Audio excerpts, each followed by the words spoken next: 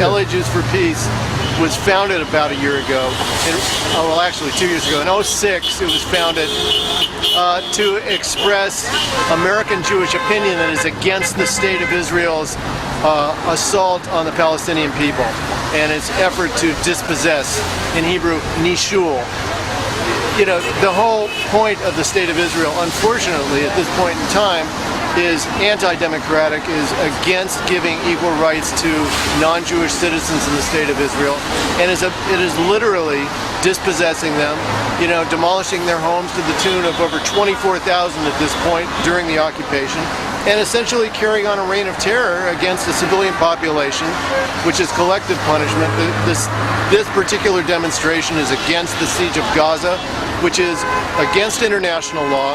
It is the Israeli government has said openly that they are trying to force the people of Gaza to change their political stance, and to do that by means of withholding food, medicine, building materials, and so forth. So they are actively and self-consciously violating international law, committing war crimes on a daily basis. That's why we're here. Well, I'm here as a Jew to stand up for the people of Gaza. The bombardment a year ago and the continuing siege for 3 years is a humanitarian crime. It's a crime, and I'm here to stand up to say that Jews who really believe in the Jewish tradition of universal justice don't stand for either the bombardment a year ago or the continuing siege of Gaza. Well, you know, my father fled Poland in the 1930s. He's from Bialystok. Most of his family was wiped out by the Nazis, and I think it's wrong for, you know, Israel to be carrying out the same type of ethnic cleansing concentration camps against the Palestinian people. There's no need to go into, you know, technical detail about the difference between Jews and other people. We're the same as other people. We come out of a tradition of social justice. Like every people has a tradition of social justice. So we're manifesting that here, arm in arm with Palestinians, with other Americans. We're doing it out of American values. These are the values of the Declaration of Independence, of the Bill of Rights. We want those values to be represented in our name. When the State of Israel said they're acting in the name of the Jewish people, they are not, and we're here to say that.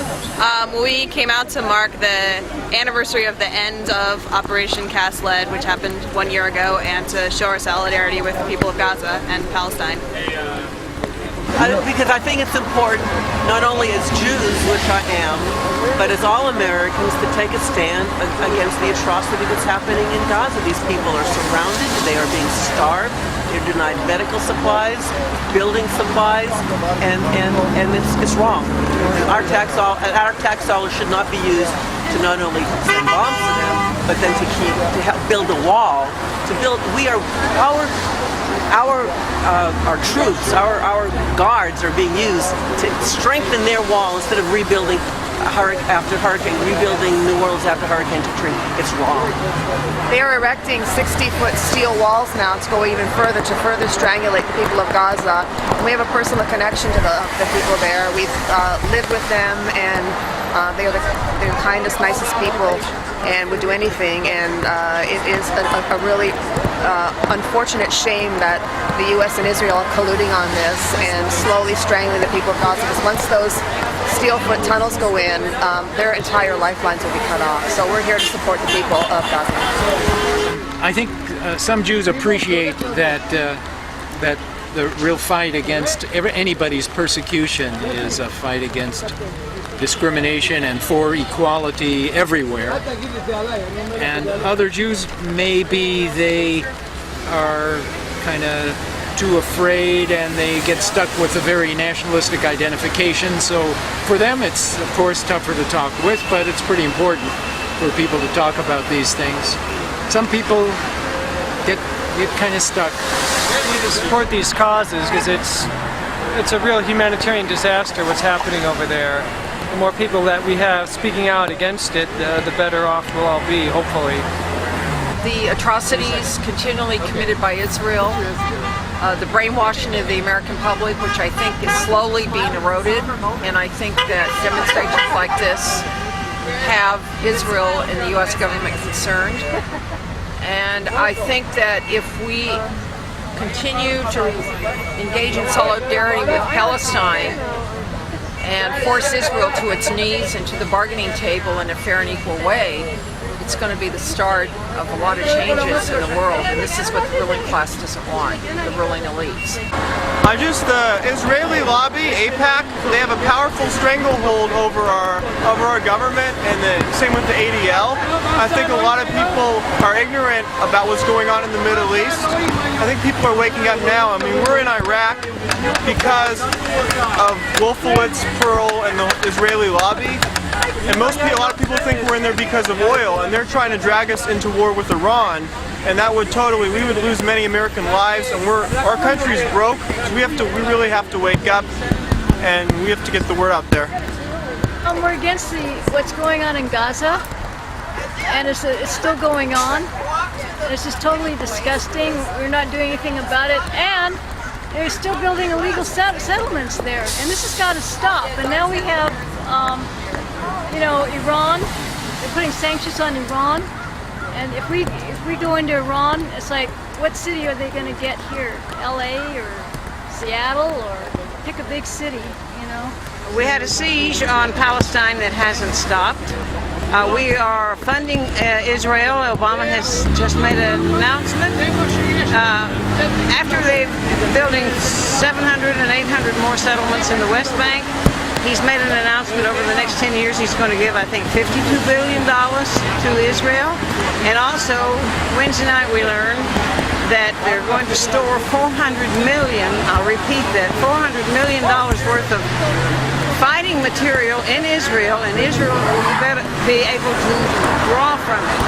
Now, we don't have money, can't educate, take care of, got over 100,000 homeless in the county of Los Angeles, and that's just this portion of the country, and yet we're going to put war material, supply it.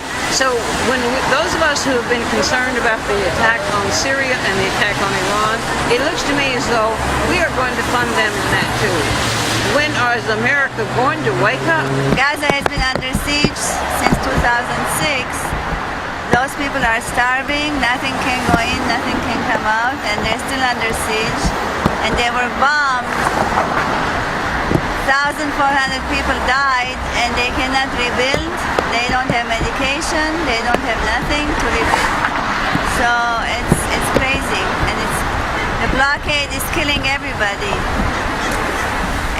It's mass genocide. That's what they're trying to do. Kill them. The Arabs have offered peace. The Israelis have ignored the offer. They want to steal all of Palestine, acre by acre.